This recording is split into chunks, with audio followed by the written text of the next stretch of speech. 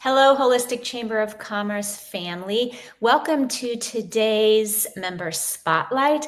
I have with me Pragito Dove, and she's going to be talking about how to reignite your connection to spirit and joy, as well as transmuting your anxiety into calm. Just a little bit about Pragito. She's a globally recognized intuitive healer, master trainer in meditation, #1 Amazon best-selling author, hypnotherapist, intuitive angel, tarot reader, and keynote speaker with over 25 years of experience in the self-development and holistic well-being field. She also created two unique modalities, the Diamond Heart and Diamond Body, which she'll talk about later. Welcome, Pragito. Thank you, Laurie. I'm excited to be here. All right, let's jump right in and talk about anxiety. You mentioned this is part of your work with people. Can you talk about this more? Yes, actually, a part of my work. It's so many people seem to have anxiety, so I work with this a lot. And I have a very simple 3-step process if you want to transform your anxiety into calm. And the first step is awareness. Just be aware of that you have anxiety in this moment, and also be aware how it's manifesting for you. Is your mind going a million miles an hour? Do you get sweaty palms, your shoulders up around your ears? How does that anxiety manifest for you? Because awareness of your body, of your emotional state, and of your mental state is key to your transformation process. You can't change what you don't acknowledge. You can't change what when you're not aware something is even there. Yes? And everything is with great compassion for yourself and non-judgment.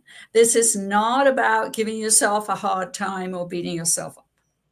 Because meditation, which this is all based on, is non-judgmental and very compassionate. So just notice these things about yourself. And then we move to the second step, which, okay, so you're aware, like, yeah, you've got all this anxiety, breathe.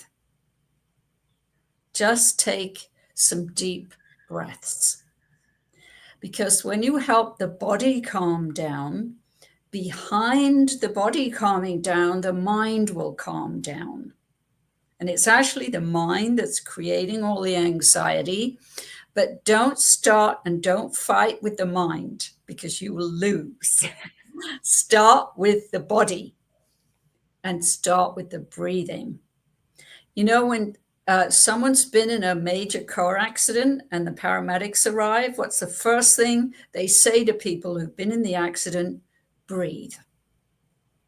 Because it brings you into a state of calm. It brings you into the body. So you breathe. So first your awareness, second you breathe, and the third thing is learn to laugh and have fun in your life. And I'm going to be talking about more about the importance of this in a little bit with Laurie, but to have enjoyment relaxes you, doesn't it? If you think about it, when you're having fun, aren't you relaxed? When you're having fun, you're not all in a state of anxiety and worry, yes? Because you're just laughing and having fun. So that's the third step. So those are 3 simple steps that you can get started on: awareness, breathing, and having fun. And none of them cost anything, and you can incorporate them into your life. Excuse me, my allergies kicking in. I feel like this is, not just applicable to anxiety. Well, here's the thing. I believe that a lot of people chalk up that anxious feeling to, oh, I'm just busy. I have a lot on my plate. I'm busy. But that translates to whatever you want to call it: stress, overwhelm, anxiety. So these are three useful tools that we can use on a daily basis, Yep. regardless if we think, oh, I don't have anxiety. I'm just really, I'm really busy. It's something to help our nervous system just Exactly. rest and give us a moment of peace, so that we can, maybe think more rationally, or our digestion is better, even something Yep. as simple as that. It's very good for the health. It's Hmm. very good for your body. Hmm. Absolutely. Now, you talk about your work being spirit guided. What does that mean? Well, it means that I allow my intuition, my inner wisdom, my connection to spirit. Some people like to say their connection to God, to the universe. It doesn't really matter what you call it, but it's like surrendering to a higher power, not coming from the ego. Because the ego always has an agenda that has to go this way, and this has to happen, and that has to happen. And in my over 20 years experience, I have found that when I'm with my clients, when I get out of the way, then, and I allow the wisdom, the intuition, the ideas to flow through me to my client, then something magical happens to them as well, because it tunes them into their spirit, to their intuition, to their inner wisdom, because they kind, it's like a transmission, if you like. They come into a mirror image of where I'm coming from with them. And then this makes the sessions very, very powerful, and the healings very, very deep, because our inner wisdom, and we all have a wisdom of the body, a wisdom of the heart, and a higher self, knows what is best for us. Whereas the mind, or the ego, can sometimes get itself tied up in knots. And the ego also likes to think it knows everything, and it doesn't. But it thinks it does. It's like the adolescent, Yeah, the 15-year-old that's like, I know everything. exactly right. Mm. And when you learn how to not allow the mind to interfere. Now, we don't want to like totally shut the mind up, because we need our mind. Like, if you want to book flights on the internet, you need to do that with your mind. Yes. So we want to acknowledge the mind, and at the same time, not be dictated to by the mind. Because what can accumulate in the mind is fear and comparison and judgment. They all live up here in the mind. And so when you learn this technique of witnessing the mind, which means to become more objective and not get caught up in all those thoughts, then you become more discerning.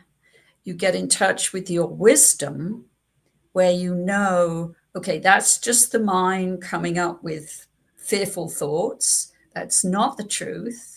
Let me come here to my heart and listen to my inner wisdom, to my intuition, where I will get true guidance, which will help me, whatever your issue is. The issue doesn't matter. The important thing is that you learn to listen to the part of you that is wise and that is your best friend, actually. Mhm. Yeah, I think that takes us back to the first three steps that we talked about, because when you are experiencing this heightened, like hyper vigilant state, this busyness, this anxiousness, you are not tuned in to that inner voice. You're listening to like the runaway train that's going on up here. And even Exactly. though this is running away, we we have the discerning ability to say, okay, this is what the mind is doing, and I'm not going to go that direction.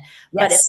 But if our body is in that state, we need to like calm it down before we can get to the, okay, what is my intuition really saying here? Yes, exactly. Thank you for circling back to that, because if you do find yourself like that, all caught up in the mind, then if you breathe, or actually you could do anything physical. You could go to the gym, go running, go jogging, dancing, sit in a hot bath or a hot tub, something that will bring you more into your body.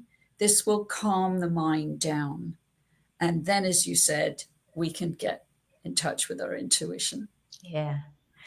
So let's talk about, we talked about anxiety, and some people might identify with that, but what are some other problems that people bring to you that you've successfully helped them through? Well, relationships is a big one. Having problems with a family member, or an authoritarian boss at work, or your kids, or your boyfriend, or you don't have a boyfriend, you want a boyfriend, all kinds of relationship issues people bring to me. And for that, we have to go to the heart, because relationships are ruled by the heart, not by the head. But again, the head thinks it knows everything, like, why are you dating him, and why, why this and why that. We have to learn to trust our heart, and also heal our hearts, because often we might have reactive patterns from our childhood. I certainly did, because I had a very abusive, narcissistic mother. So guess what kind of women I attracted all the time? And I had to learn to heal the wounds from my childhood, which most of us have, not everybody, but most people have some kind of wounding, either from their parents or a grandparent or somebody who hurt them. And then we get into these reactive patterns, and they can all be healed. That's the good news. Everything can be healed so that you can have the relationships that you want, the boyfriend, the husband you want, more peaceful life at home with family. It's very powerful when you do that deeper work. And that's my diamond heart healing work, actually, that I do. It sounds like it's really all connected anyway. So when someone does deep healing work, they come in because they're having relationship issues. I would think that deep healing work would help with physical health. It would help with, relationships, but it would also, help in other areas of their life. Maybe it's, career. It's really, all connected anyway. You're absolutely right. It is all connected. And because the other reason people come to me is something with the body. Like recently, I had a client, and she had a pain in her left breast, and she was terrified. She'd had breast cancer 2 years previous, and she was terrified it was coming back. So when we went into it, and I asked her, with her eyes closed, what is the message from this pain in your left breast? She said, I see my mother. And then she said, the pain has moved to my heart. My mother died 20 years ago. And I said, you're still grieving your mother. You have to grieve your mother. You have to cry and allow those feelings to come out, because they got stuck.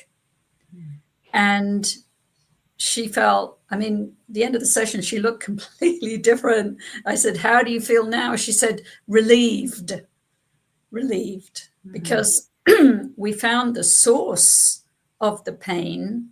And she now has a technique, which is to talk to her mother every day. And she can do her own healing. Mm-hmm. That's beautiful. Yeah. You touched on the diamond heart thing, and I know that was something you wanted to talk about. So why don't we just segue right into that, since we already brought it to the surface? Yeah, well, the diamond heart work is a combination of the hypnotherapy, coaching, and meditation. And I use it pretty much as I was describing. It's for all relationship issues, and all relationships, we start with ourselves. So the first healing we often have to do is reconnecting to our own heart and falling back in love with ourselves and trusting ourselves. And this is where your self-confidence comes from. And like you mentioned, so that can help you a lot with your career, with all of your relationships, because the stronger you are in your relationship with yourself, then any issues that come up in an outside relationship, doesn't matter what it is, you know who you are. And you have that base of unconditional love for yourself. So you get to understand very clearly, okay, is this my issue? Is it their issue? You know? And that's a very useful tool to have so that all your relationships go smoothly. You also have another diamond something? Diamond body. Oh, diamond body. Okay. Yeah. So the diamond body work is actually just how I described it with the woman who thought she had breast cancer and actually didn't. That's working with the body. This is very powerful work because, for example, let's say you have a pain in your shoulder. So we can take a journey into the shoulder, and we can talk to your shoulder, ask your shoulder, what is the message for this pain? Because whenever we have a pain or dis-ease in the body, it doesn't matter if it's cancer or MS or a pain in the shoulder, there's a message. Because the main way the subconscious can talk to us to get our attention is to create through the body, create a pain in the body, because otherwise we're not listening. We're like da-di-da, going through our lives, you know. But if we have this persistent pain in the shoulder, it's like, okay, what is this? What is this about? And we can get very powerful insights from the shoulder, from the pain, and we can go to the root of the pain. I mean, it could be, for example, I had a man whose grandmother had died like 30 years previous. He was about 60.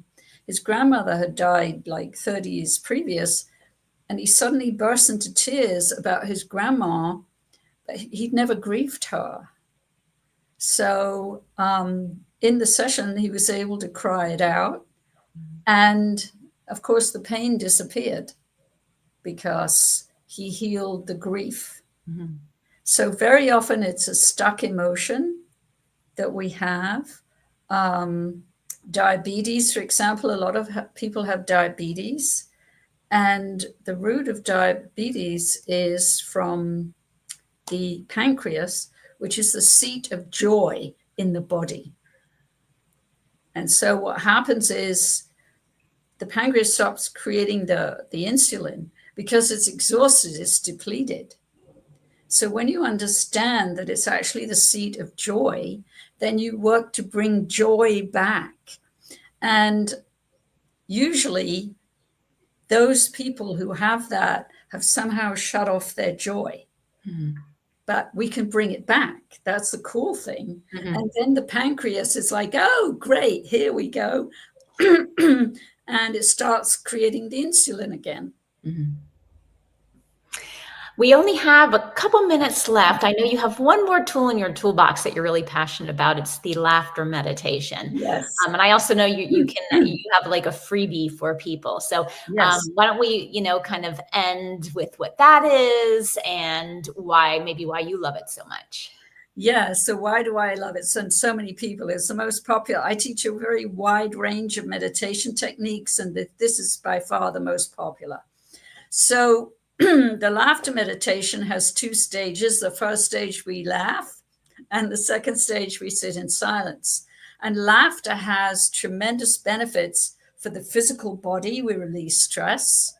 For the heart, it helps heal the heart and open the heart. And for the mind, because you can't be worried and laughing at the same time.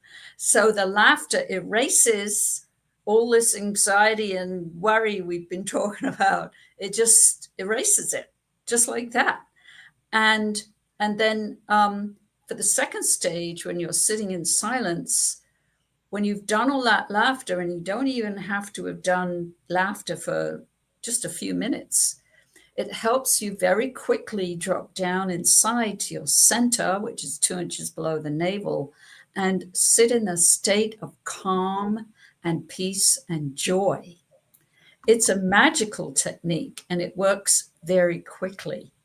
And even the most skeptical people, I find, when they've done it, they go, oh, yeah, I can do meditation. I say, exactly. And so what I'm very excited about is the free gift I have for everybody. You go to my website, discoverameditation.com, and you will see you can sign up for a free laughter meditation. It's 15 minutes every Monday on Zoom. So sign up for that, because you're going to get the benefits from doing that. It's just 15 minutes a week of everything I've been talking about. It's going to help with your awareness, remembering your body, remembering to breathe, remembering to have fun and laugh in your life. So it's a huge benefit. I'm super excited about this. And that's at discovermeditation.com. I did post it in the comments, but in case you're not getting the comments, just head over to Pragito's website and you can grab it from there. And do check it out, because I know some of you are skeptical. You're like, oh, how is laughter going to fix it? And it's going to feel so fake and blah, blah, blah. So just, try it and see, set aside, whatever prejudgments you have and check it out. Thank you so much, Pragito, for being on here with us and for sharing your wisdom and giving us some helpful tips today. Well, I am grateful. Thank you so much for making this such a fun and informative interview, Laurie. Wonderful. Thanks, everybody, for tuning in, and we will see you next time.